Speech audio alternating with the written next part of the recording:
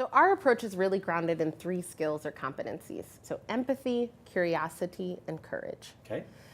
So when we think of empathy and curiosity, I see them as 2 sides of the same coin. So empathy is much more interpersonal, and curiosity is much more intellectual in terms of how they manifest.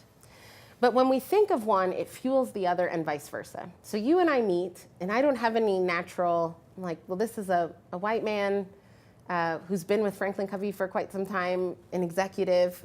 Say when I first started, when we first met, actually, I was in the interview process for joining FranklinCovey. And so here I am, and you live in Salt Lake City, in Utah, and here I am living in DC, which is different from Salt Lake City in lots of ways, had never been to Utah.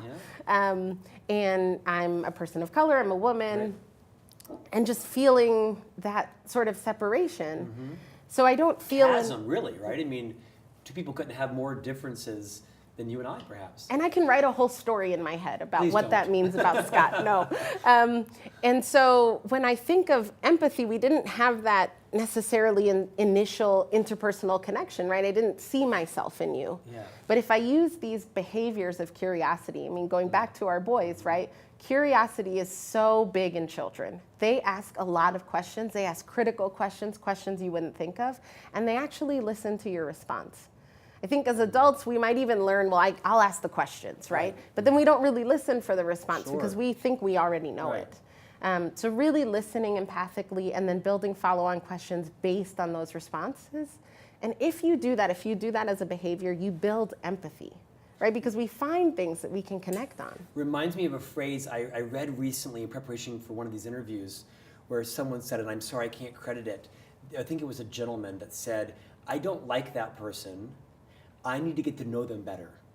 I have read this. And I love that because I've thought a lot about that to say, that makes a lot, and I started to think about people that I don't necessarily like, and I thought, you know what, have I given them the benefit of the doubt beyond just that one instance where they turned me off? Because I imagine I've turned some people off, and I've kind of thought, gosh, if they got to know me better, they might like me more.